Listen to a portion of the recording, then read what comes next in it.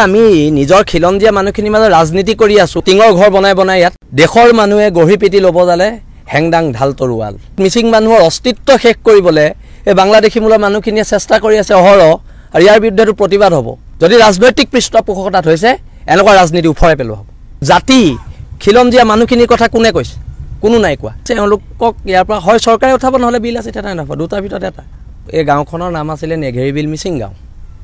এতিয়া এই গাঁওখনৰ নাম হৈছে নেঘেৰিবিল মিয়া গাঁও এতিয়া ক'ৰ পৰা এইখিনি মানুহ আহিলে প্ৰশ্নটো তাত ইয়াত খিলঞ্জীয়া ভূমিপুত্ৰ মিচিং মানুহখিনিৰ কোনো ধৰণৰ অধিকাৰ নাই এই অঞ্চলত তেওঁলোকৰ আধিপত্য শেষ হ'ল এই মানুহবোৰ আহিছে ক'ৰ পৰা এই বাংলাদেশী মূলৰ মানুহবোৰৰ লগত এখন যুদ্ধৰ কাৰণে অসমৰ খিলঞ্জীয়া মানুহ সাজু হ'ব লাগিব খিলঞ্জীয়া জনগণ সাজু হ'ব লাগিব আৰু এওঁলোকক সুবিধা দিছে কোনে এওঁলোকক ঘৰ কোনে দিছে ইয়াত চৰকাৰী ঘৰ মিচিং মানুহসকলে কিন্তু ঘৰ নাই পোৱা ইয়াত সন্দেহযুক্ত মানুহে ঘৰ পাইছে এটা কথাটো হৈছে এওঁলোকক ইয়াৰ পৰা হয় চৰকাৰে উঠাব নহ'লে বিল আছে এটা নাপাব দুটাৰ ভিতৰত এটা আৰু আমি আহিলে সংঘৰ্ষ হ'ব আৰু আমি সংঘৰ্ষ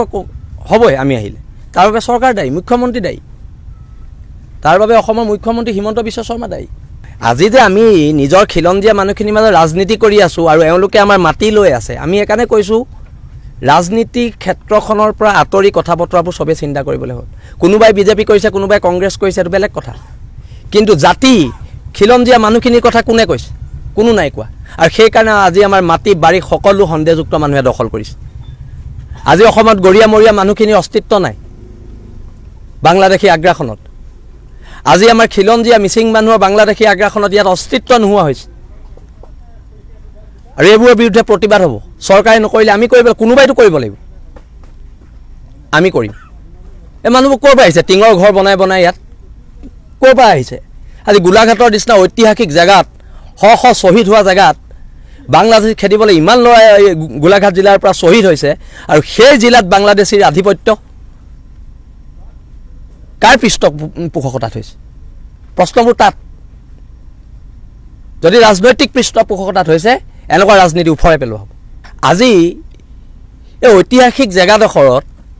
খিলঞ্জীয়া মানুহৰ দপদপনি নাই চবফালে তামোল গছ ৰুই চুপাৰী কাৰবাৰ কৰি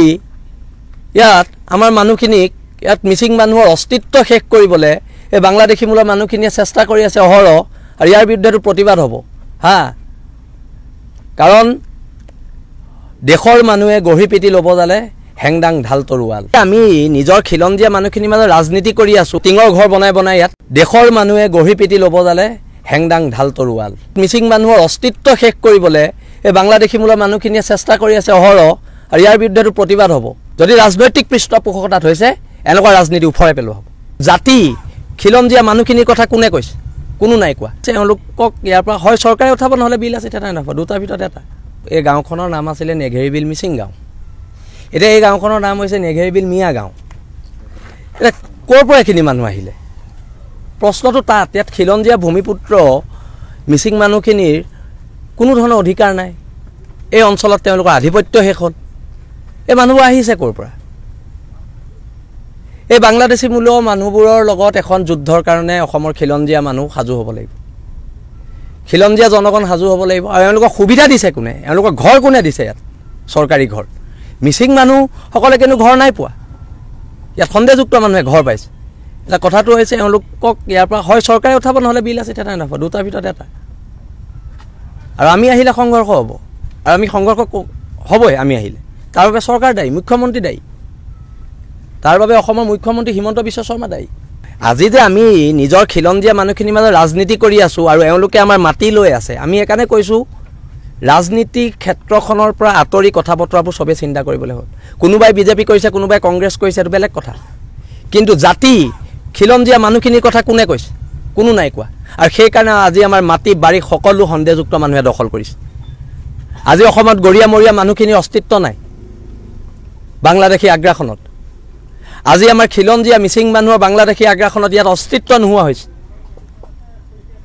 আৰু এইবোৰৰ বিৰুদ্ধে প্ৰতিবাদ হ'ব চৰকাৰে নকৰিলে আমি কৰিব কোনোবাইতো কৰিব লাগিব আমি কৰিম এই মানুহবোৰ ক'ৰ পৰা আহিছে টিঙৰ ঘৰ বনাই বনাই ইয়াত ক'ৰ পৰা আহিছে আজি গোলাঘাটৰ নিচিনা ঐতিহাসিক জেগাত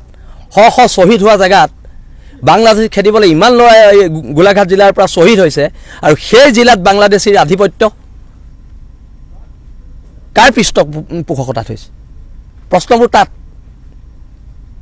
যদি ৰাজনৈতিক পৃষ্ঠপোষকতাত হৈছে এনেকুৱা ৰাজনীতি উফৰাই পেলোৱা হ'ব আজি এই ঐতিহাসিক জেগাডোখৰত খিলঞ্জীয়া মানুহৰ দপদপনি নাই চবফালে তামোল গছ ৰুই চুপাৰী কাৰবাৰ কৰি ইয়াত আমাৰ মানুহখিনিক ইয়াত মিচিং মানুহৰ অস্তিত্ব শেষ কৰিবলৈ এই বাংলাদেশীমূলৰ মানুহখিনিয়ে চেষ্টা কৰি আছে অহৰহ আৰু ইয়াৰ বিৰুদ্ধেতো প্ৰতিবাদ হ'ব হা কাৰণ দেশৰ মানুহে গঢ়ি পিটি ল'ব জালে হেংদাং ঢাল তৰোৱাল